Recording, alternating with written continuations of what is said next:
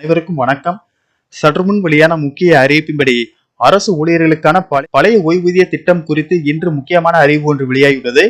இதை பத்தி விரிவாகத்தை நம்ம வீடியோல பார்க்கிறோம். வீடியோவை ஸ்கிப் பண்ணாம பாருங்க. வீடியோக்குள்ள போறதுக்கு முன்னாடி இந்த வீடியோக்கு ஒரு லைக் பட்டனை பிரஸ் பண்ணிக்கோங்க. இப்பதான் நம்ம சேனலுக்கு முதன்முறையா வரீங்கன்னா சப்ஸ்கிரைப் பட்டனை பிரஸ் பண்ணிக்கோங்க. கூடவே பெல் ஐகான் பட்டனை பிரஸ் பண்ணிக்கோங்க. வாங்க வீடியோக்குள்ள போகலாம்.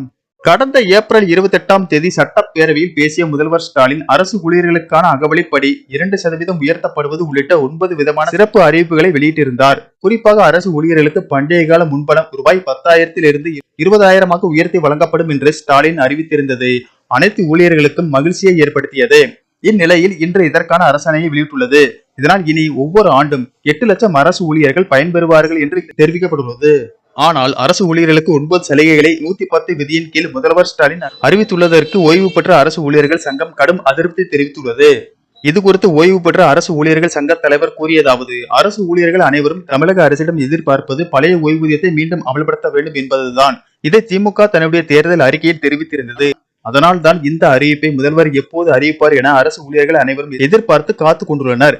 அகவலைப்படி என்பது வருடந்தோறும் அரசு ஊழியர்களுக்கு கட்டாயம் கொடுக்கப்படுவதாகும். புதிதாக கொடுப்பது போல் 110 விதியின் கீழ் அறிவித்து தமிழக அரசு ஊழியர்களை ஏமாற்றுகிறது. அதே போல சரண்டர் விடுப்பு, பண்டைய கால முன்பணம் இவையெல்லாம் ஏற்கனவே நடைமுறையில் இருப்பதுதான். இதில் தொகை மட்டும் அதிகரிக்கப்பட்டிருக்கிறது. எனவே இது சலுகை கிடையாது, திருப்பி செலுத்தக்கூடியவே. பழைய ஓய்வூதிய திட்டத்தை 110 விதியில் அறிவித்திருந்தால் மகிழ்ச்சி அடையலாம். ஆனால் ஓய்வூதியர்களுக்கு அகவலைப்படியே தவிர வேறு ஒன்றும் இல்லை. அரசு ஊழியர்களின் பழைய பென்ஷன் கோரிக்கையை நிறைவேற்றாமல் இருப்பது ஏமாற்றத்தை அளிக்கிறது என்றும், எனவே உடனே இதை நிறைவேற்ற வேண்டும் என்று தெரிவித்துள்ளார். இவ்வாறு பழைய ஓய்வூதிய திட்டத்தை தமிழக அரசு உடனடியாக நிறைவேற்ற வேண்டும் என்று அரசு ஊழியர்களிடம் இருந்து தொடர்ந்து கோரிக்கைகள் வருவதால் தமிழக அரசு பழைய ஓய்வூதிய திட்டத்தில் விரைவில் நிறைவேற்றும் என்று கோட்டை வட்டாரங்கள் தெரிவிக்கின்றன. நன்றி, வணக்கம்.